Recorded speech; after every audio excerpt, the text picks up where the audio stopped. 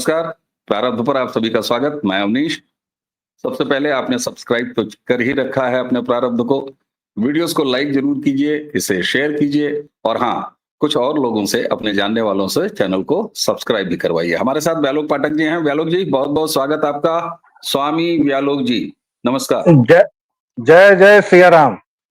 आपके सभी दर्शकों जय श्रोताओं को जय सिया राम। प्रणाम और आपको भी नमस्ते। जी, कल कांग्रेस की बड़बोली या कहिए कि सबसे ज्यादा दिखाई देने वाली सुप्रिया सेनेत का एक ट्वीट मेरे सामने से गुजरा व्यालोक जी, और उन्होंने ये बताया कि मल्लिकार्जुन खड़गे साहब कांग्रेस के आला कमान हैं। प्लीज मेरा निवेदन है, हंसिएगा मत व्यालोक जी, प्लीज हंसिएगा मत। मैं रोक रहा सुप्रिया हूँ सेनेत ने उस ट्वीट में कहा कि हमारे आला कमान मल्लिकार्जुन खड़गे हैं। और मुझे लगता है कि इसका असर मल्लिकार्जुन खड़गे के बेटे पर ज्यादा पड़ा, और उन्होंने कहा कि राइट, हम आएगा तो आरएसएस पर बैन लगा देगा। डेंगू, मलेरिया, मच्छर ये सब सुनाई देता ही है। कांग्रेस क्या अब वाकई मल्लिकार्जुन खड़गे को आला कमान मानने लगी है? तो फिर राहुल गांधी का क्या होगा? अब लोग कहेंगे इतना बेवकूफी भरा सवाल मैं आपसे पूछ रहा हूं, लेकिन पूछ तो बैठा हूं व्यालोक जी। आपने एक शब्द गलत कह दिया कि सबसे ज्यादा दिखने वाली। नहीं नहीं, कांग्रेस की हाल फिलहाल के दिनों में सबसे पालतू कोट्स पालतू जो प्राणी दिख रही है, चाहे वो 50 सीट जीतने के बाद वो ये वाला हो कि हम लोगों ने 450 सीटें जीत ली हैं और अब मतलब इतिहास बन गया है वगैरह, वो वाली उनकी भूमिका हो, या आए दिन के उनके अनर्गल बयान हो, या आए दिन के उनके चरण चाटने की प्रतियोगिता में कभी खड़गे जी से आगे निकल जाना, कभी सुरजेवाला जी से आगे निकल जाना, कभी किसी से आगे निकल जाना। तो सुप्रिया श्रीनेत जी अपने नंबर बढ़ाने के लिए ये सब काम कर रही हैं, लेकिन कौन खड़गे खेड़ा ने का नाम आपने ले लिया? अब स्वतः सिद्ध बातें हैं तो अब कितने लोगों का नाम याद रखा जाए। ये ही 4-5 चंगू मंगू बचे हुए हैं अब तो राहुल गांधी की झोली में, क्योंकि गुलाम नबी आजाद चले गए, वो जो श्वेत बालों वाले थे वो साहब भी चले गए, बहुत सारे G22 और पता नहीं क्या क्या में, कपिल सिब्बल समाजवादी पार्टी की बैसाखी से पहुंचे हुए हैं। तो राहुल गांधी ने मेहनत कम नहीं की है, राहुल गांधी का योगदान आप नकार नहीं सकते हैं। कांग्रेस मुक्त भारत बनाने में उन्होंने जो योगदान दिया है उसके लिए मुझे उम्मीद है कि आने वाले 5-6 वर्षों में जब पूरी तरह भारत मुक्त हो जाएगी, कांग्रेस मुक्त हो जाएगी, भारतवर्ष की पावन धरती, माफ कीजिएगा दर्शकों, उत्साह में कुछ इधर उधर मैं निकल गया था, तो उस दिन जरूर मुझे लगता है कि मोदी जी अगर तब तक रहे या फिर कोई और जीवा आ गए तो राहुल बाबा को जरूर पद्मश्री वगैरह दे दिया जाएगा इस महान योगदान के लिए। अब आइए खड़गे साहब पर। खड़गे साहब ने जब ये बयान दिया तो वो अपनी 50 वर्षों की आदत को कर रहे थे, क्योंकि कांग्रेस में आला कमान एक ही परिवार होता है और वही सबको पता है। भाई 50 साल पहले एक राज्यपाल का, और शायद वो बाद में गृह मंत्री भी रहे, बड़े बड़े मंत्री रहे, लेकिन और पश्चिम बंगाल के मुख्यमंत्री भी रहे, सिद्धार्थ शंकर राय जी का एक फोटो बहुत प्रचलित है, 50 साल पुराना वो फोटो है, जिसमें वो ऐसे दिख रहे हैं और संजय और राजीव, मतलब अभी जो पप्पू हैं, पप्पू के पप्पा और चाचा, ये दोनों 4-5 साल के बुतरू बैठे हुए हैं और इंदिरा गांधी के बगल में है और सिद्धार्थ शंकर राय ऐसे कर रहे हैं। और कोई मुझे यह ज्ञान न दे कि बच्चों से खेलने के क्रम में तो हम लोग भी कई बार कर लेते हैं कि बच्चा प्रणाम किया तो हम लोग भी कर लेते हैं। ना ना, वो सब नहीं था भैया। वो दौर था जब राजीव गांधी जी, असली वाले पप्पू, इस बेचारे को तो, ये तो विषधर है, इसको तो पप्पू नाम देके इसके विष को रोका गया है भाई। असली पप्पू इनके मरहूम पप्पा थे, राजीव गांधी, जो अपने कंधे पर लादते कंप्यूटर लाए थे। वो बकरदारी वाला जो बताता है, क्या नाम है उसका, उसका नाम बता दीजिएगा दर्शकों को, बाहर जो रहता है, सत्यनारायण बढ़ई वैसे है, सैम सत्यनारायण, पित्रोदा। हाँ, सैम पित्रोदा वो खुद को कहता है, वैसे उसका नाम सत्यनारायण बढ़ई है। खैर, सत्यनारायण से उसको दिक्कत ही, तो अब वो सैम हो गया है। तो वो जिस तरह कहता है कि राजीव जी लाए थे कंप्यूटर लाद के, वो दौर था जब राजीव गांधी मुंबई से अगर प्लेन में बैठते थे, चढ़ते थे और अचानक उनको लगता था कि महाराष्ट्र के मुख्यमंत्री का चेहरा अच्छा नहीं है, तो वो पटना स्टेशन पहुंचते पहुंचते, सॉरी स्टेशन में, गरीबी मानसिक होती है ना, मैं फ्लाइट लाइट कर नहीं पाता हूँ, तो पटना एयरपोर्ट पर पहुंचते पहुंचते पता चलता था कि महाराष्ट्र का सीएम बदल गया है। कितने घंटे की उड़ान है साहब, मुंबई से पटना 2 घंटे लगते हैं मात्र। ये वो दौर था, और कांग्रेस में हमेशा से यही दौर रहा है। कांग्रेस ने वो दौर देखा है जब एक राष्ट्रपति को अधनंगी अवस्था में रात में उठा के जगा के उससे आपातकाल के जघन्य काले कानून पर दस्तखत करवाए गए थे। 100 से ज्यादा बार श्रीमती इंदिरा गांधी के द्वारा 356 का प्रयोग इस देश ने देखा है, और 45-50 बार तो उनके सपूत मरहूम राजीव गांधी ने भी कर लिया था। 1 दर्जन बार तो लगभग चचा पहुंच गए थे, चचा नेहरू। तो ये वो दौर है, और कांग्रेस की रगों में वो है। तो बेचारे मल्लिकार्जुन खड़गे क्या करते महाराज, आप क्या चाहते हैं फिर से वो, मने आप लोग बहुत, अब मैं इसको कहने को मजबूर हैं कि आप लोग बहुत दुष्ट हैं भाई, मनुवादी लोग सब। आप लोग क्या चाहते हैं कि खड़गे जी फिर दरवाजे से बेचारे ऐसे झांके गरीब टाइप हैं, और अंदर मालिक मालकिन सब अपना वो करते रहे। क्या करने गए थे? नॉमिनेशन। आपको वो तस्वीर याद है ना, और दर्शकों श्रोताओं आप भी वो तस्वीर याद कीजिए, जब राज परिवार के मालिक मलकाइन अंदर बैठ के नॉमिनेशन कर रहे थे और खड़गे जी बाहर दरबान टाइप ऐसे, उसको बिहारी में हुलकना कहते हैं, हुलक रहे थे। तो खड़गे हैज लर्नड हिज लेसन। उन्होंने सही कहा कि भाई आला कमान निर्णय करेगा। आला कमान मतलब सोनिया माइनो और विशधर राहुल। अब चूंकि सोनिया माइनो की तबीयत खराब रहती है और विशधर राहुल ने पूरी तरह अपने जेएनयू गैंग के साथ कांग्रेस पर कब्जा कर लिया है, तो अब आला कमान का मतलब है श्रीमान विशधर राहुल गांधी जी, और उसमें प्रियंका भी नहीं आती हैं, उसमें सोनिया भी नहीं आती। जी हाँ, क्योंकि एकदम ठीक प्रियंका बात है। से तो अच्छा, उनकी प्रतियोगिता ही है। जी हाँ, कई तरह की प्रतियोगिता है जो सार्वजनिक मंचों पे भी दिखाई देती रहती है। जो अगर गलती से कोई नहीं जाने तो वो कहेगा ही नहीं कि ये भाई बहन है, अब पता नहीं क्या है। कांग्रेस से निकल के आते हैं, जरा आप दूसरी तरफ चलते हैं। कांग्रेस इस समय डरी हुई दिखाई दे रही है। संविधान का वो जो लाल चूरन वाली किताब ये लहराते हुए घूम रहे थे, और असंवैधानिक काम जो ये जिस तरीके से सरिया गिट्टी बालू वाली चीजें हरकतें ये कर रहे हैं अभी बिहार में। अब चूंकि बिहार को बार बार लाना इसलिए जरूरी है कि इस देश में राजनीतिक दलों की कोई भी हरकतें हैं तब ज्यादा सुर्खियां पाती हैं, या होती ही हैं इसलिए सुर्खियां पाती हैं जब कहीं चुनाव है। तो वहां पर एक बार फिर वक्त को जिंदा करने की कोशिश की गई। सवाल ये होता है कि क्या नरेंद्र मोदी से लगातार 3 चुनाव हारने के बाद अब कांग्रेस ये मान चुकी है कि इस व्यक्ति को हम चुनाव में नहीं हरा सकते, इसलिए महाराष्ट्र इलेक्शन पर सवाल उठा दो, इलेक्शन कमीशन पर सवाल उठाओ, और वो राहुल गांधी जो बांग्लादेश में एक निर्वाचित बम्पर वोट से, बम्पर बहुमत से निर्वाचित शेख हसीना की सरकार जिस तरीके से वहां गिराई गई, देशी और विदेशी दोनों ताकतों की मदद से, तो राहुल गांधी अब उस ऑप्शन पर काम कर रहे हैं। तो ये समझा जाए कि कांग्रेस ने ये मान लिया है कि वो कम से कम नरेंद्र मोदी को चुनाव में हरा नहीं सकती। पहले तो एक तथ्यगत सुधार है सर, और वो आपसे अनजाने में गलती हुई है। 3 चुनाव नहीं हारे हैं भाई, सेंटर में 3 चुनाव हारे हैं। वैसे 33 चुनाव हार चुके हैं, आप हम्म निकाल हम्म लीजिए। हम्म हम्म और कांग्रेस के साथ दिक्कत यह है कि कांग्रेस इस बात को समझ चुकी है कि नरेंद्र मोदी को हराना मुश्किल है।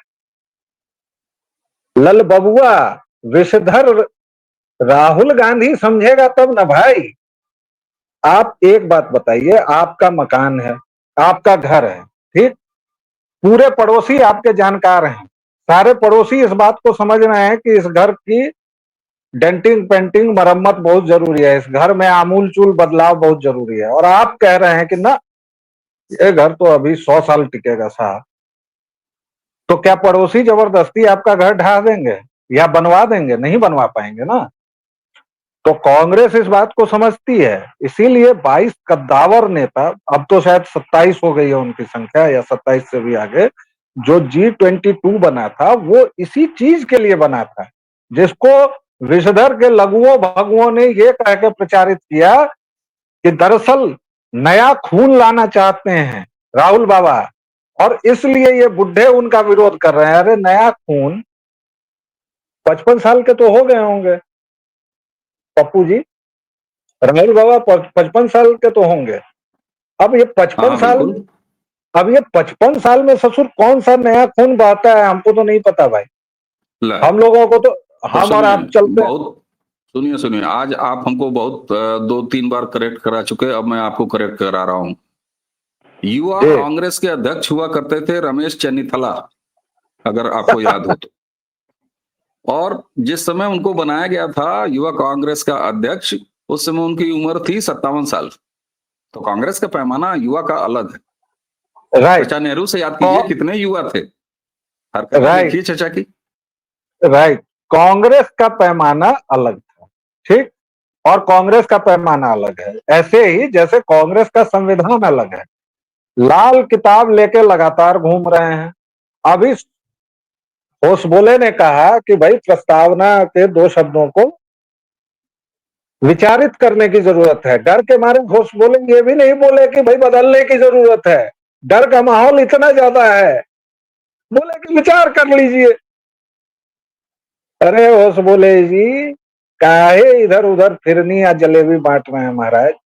बदलिए उसको, 10 साल हो गए सत्ता में, बदलना होगा। काहे का समाजवाद, काहे का सेकुलर भाई? ये 1948 में जो पोथी लिखी गई जिसके मुख पृष्ठ हम्म, पर रामायण की तस्वीरें हैं, क्या उसमें ये दोनों शब्द थे? नहीं थे। ये दोनों शब्द कब आए? जब पूरे देश में इमरजेंसी थी, एक आवाज विपक्ष में नहीं निकल रही थी। मतलब ये तानाशाह इंदिरा गांधी के दिमागी खबत की, पागलपन की उपज है, और इस पागलपन को लगातार ये पूरा राष्ट्र इंडोर्स कर रहा है। ठीक। ये देश हिंदू प्रधान है, और इस देश को सेकुलरिज्म सिखाने की जरूरत नहीं है भाई।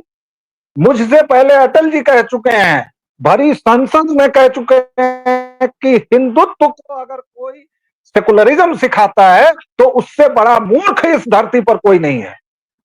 तुम्हारी औकात नहीं है हमें सेकुलरिज्म सिखाने की।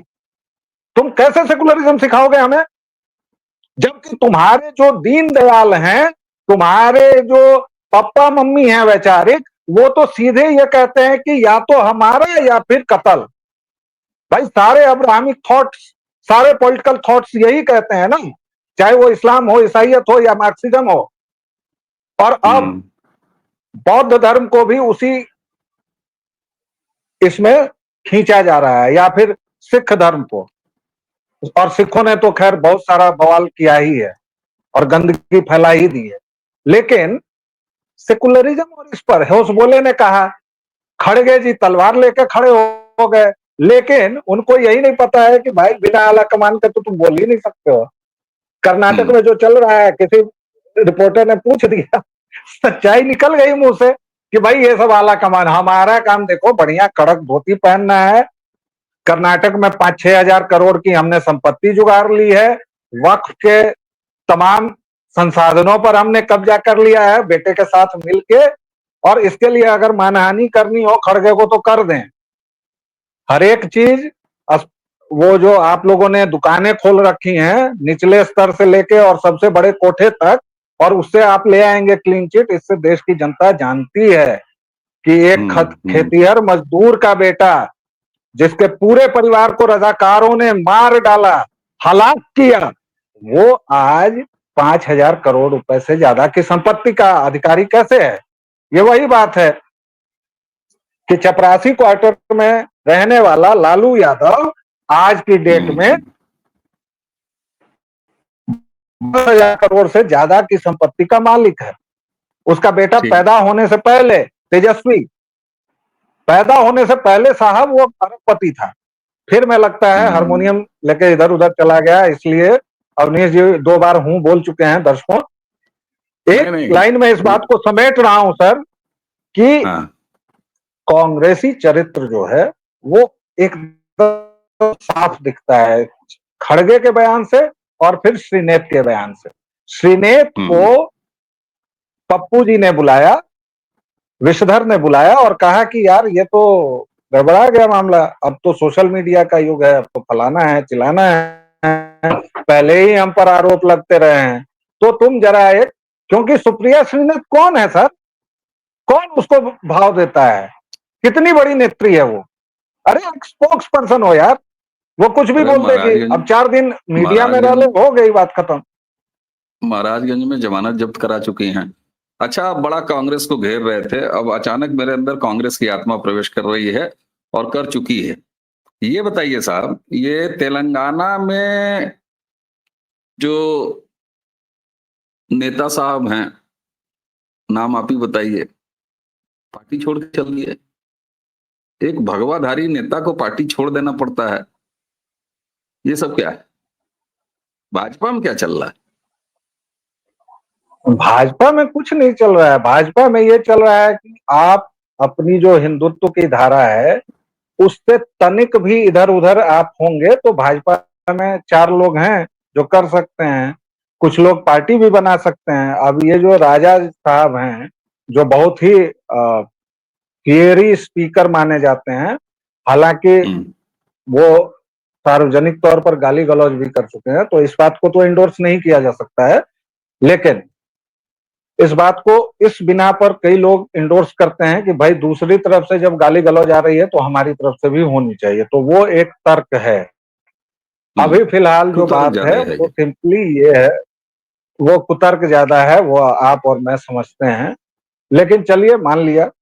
अभी का जो मसला है वो सिंपली पावर पॉलिटिक्स है सर। देखिए, जो भी पार्टी ताकतवर होती है वो सिंपली अब उन्होंने, अब पार्टी ने किसी रेड्डी साहब को बनाया है, ये जो गोशा महल वाले विधायक हैं, चूंकि इनको लगता है कि ओवैसी को 4 बार गाली देके ये पूरे राष्ट्र के नायक बन चुके हैं। भाई आप वहां के नायक हैं, ठीक है, और हिंदू बाकी जगहों के भी आपको मानते हैं, लेकिन आप राष्ट्र भर में आपकी पहुंच नहीं है। तो आप अगर, और राष्ट्र भर में क्या, आपकी तेलंगाना भर में भी पहुंच नहीं है, आप अपनी सीट छोड़कर कितनी सीटें जीतेंगे। और हालांकि अभी तक उन्होंने यही बयान दिया है कि मैं केवल हिंदुत्व के मुद्दे पर काम करूंगा, मेरी पार्टी से कोई लड़ाई नहीं है। तो हो सकता है कि आजकल में कुछ समझौता भी हो जाए, वो आ भी जाए, अभी वो चले ही गए हैं, ऐसा कुछ कम से कम एक पत्रकार होने के नाते मैं नहीं कहूंगा, क्योंकि जब तक नहीं, पूरी बिल्कुल कार्रवाई ना हो जाए, पूरा ये ना हो जाए, उन्होंने एक दांव चला है अपना कि भाई बिल्कुल बिल्कुल हमें भी दो लायंस शेयर। हालांकि तेलंगाना ठीक में बात तो है, अभी उनकी सरकार एकदम जो ठीक भी बात कर है। रही और है। मैंने कल टी राजा का एक बयान भी सुना। उन्होंने कहा कि भाई मैंने पेशकश किया है, पेशकश उन्होंने शब्द का इस्तेमाल किया इस्तीफे का। हाँ, और साथ में उन्होंने ये कहा कि बहुत सारे जो कार्यकर्ता हैं जो मुझसे जुड़े हुए हैं, मेरी उनसे अपील है कि वो पार्टी में बने रहें और पार्टी को मजबूती से आगे बढ़ाते रहें। तो आप जो कह रहे हैं कि ये पैचअप वाली बात, और कोई भी पॉलिटिशियन अगर आता है तो अपने करियर के प्रति इतनी संजीदगी तो वो दिखाएगा ही, निश्चित तौर पर दिखाएगा। हमें मतलब मुझे तो याद आ जाता है उत्तर प्रदेश के यशस्वी मुख्यमंत्री योगी आदित्यनाथ किसी जमाने में पूर्वी उत्तर प्रदेश में किस तरीके से हिंदू वाहिनी और ये सारी चीजें, तो वो दौर भी हमने देखा है किस तरह से प्रेशर पॉलिटिक्स होती है। अटल जी को मतलब कई बार जो है नचा चुके हैं योगी आदित्यनाथ जी चुनावी रूप से, ऐसी बात नहीं है। हाँ तो अटल बिल्कुल, आडवाणी के समय में भी ये बातें थी, और आज योगी ये आदित्यनाथ जी को हमेशा देखिए तो ये हमेशा होती है। और योगी आदित्यनाथ ने पहला काम क्या किया चीफ मिनिस्टर बनते ही, हिंदू युवा वाहिनी को डिसमेंटल किया ना, क्योंकि तुरंत खत्म किया। कितने बिल्कुल सारे संगठन आप बनाएंगे, कितने संगठन बिल्कुल बनाएंगे, आपको एक बिल्कुल अम्ब्रेला संगठन में और रखना चाहिए।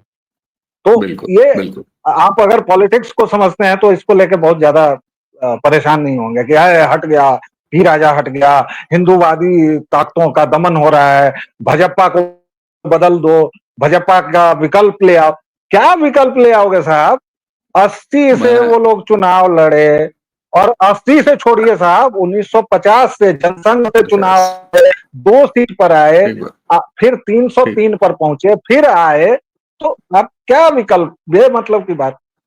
जी। ठीक बात है। और ये बातें तो मुझे तब भी कहनी पड़ती हैं जब लोग नूपुर शर्मा को लेके बहुत ज्यादा जो है वो परेशान रहते हैं। भाई पार्टी देखिए किस तरीके से उपयोग करती है, ये पार्टी हमसे और आपसे ज्यादा अच्छा जानती है, इसमें कोई शक नहीं है। मैं सबसे बड़ा एक उदाहरण अगर देखता हूं तो रविशंकर प्रसाद जी का देखता हूं कि वो किस तरीके से उनका उपयोग पार्टी कर रही है। अब दुनिया कहती रहे, कुछ भी कहती रहे, लेकिन रविशंकर प्रसाद ने तो कभी कुछ नहीं कहा।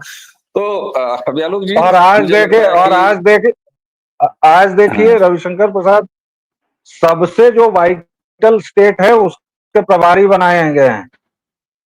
बिल्कुल, शिवराज सिंह आज चौहान के देख बारे लीजिए में आप, उत्तर जैसे ही प्रदेश से। मुख्यमंत्री पद जी। से हटाया था तो उसके सही बात है, शिवराज सिंह चौहान हैं, मनोहर लाल खट्टर हैं, और कहने को चलते-चलते मैं एक नाम और नहीं छोड़ूंगा, वसुंधरा राजे। अब इस पर लंबी बात हो जाएगी, इसलिए आज का ये वीडियो अब यहाँ कंक्लूड करेंगे। तो दर्शकों, कांग्रेस डरी हुई है निश्चित तौर पर, और कांग्रेस ने अब ये मान लिया है, उनके नेता भले न मान पाए राहुल गांधी, कि नरेंद्र मोदी को कम से कम वो बूथ पर हरा नहीं सकते। इसलिए ईवीएम पर सवाल उठा दो, रिजल्ट्स पर सवाल उठा दो, महाराष्ट्र के बहाने से संविधान पर सवाल उठा दो, चुनाव आयोग पर सवाल उठा दो, लेकिन अपने ऊपर जो सवाल तुम्हारी पार्टी के अंदर खुद खड़ा हुआ है परफॉर्मेंस के आधार पर, उस पर कभी कुछ मत कहो। तो ये वही वाली बात है कि सबको सभी के दाग दिखाता है आईना, खुद अपनी पीठ छुपाता है आईना। बहरहाल, आज हमने थोड़ा-सा भारतीय जनता पार्टी को भी दौड़ा लिया तेलंगाना के बहाने। तो ये मिली-जुली चर्चा आपको कैसी लगी? उम्मीद है अच्छी लगी होगी। बैलोक जी, आपने समय दिया, आपका बहुत-बहुत धन्यवाद। दर्शकों, एक बार फिर अपील आपसे, चैनल को सब्सक्राइब आपने कर रखा है और लोगों से सब्सक्रिप्शन करवाइए, क्योंकि एक-एक सब्सक्राइबर का मैं स्क्रीनशॉट लेके रख रहा हूँ। आप जानते हैं ऐसा क्यों हमें करना पड़ रहा है। मैं संकोची हूँ, कभी नहीं कहता था कि हमारे वीडियोज़ को लाइक कीजिए, इसको शेयर कीजिए, लेकिन अब कहना पड़ रहा है क्योंकि यूट्यूब ने हमें सताया है साहब। व्यालोक जी, आपको बहुत-बहुत धन्यवाद। दर्शकों, इसी के साथ हमें और व्यालोक जी दोनों को आज्ञा दीजिए। नमस्कार। जय श्री राम। जय जय सिया राम।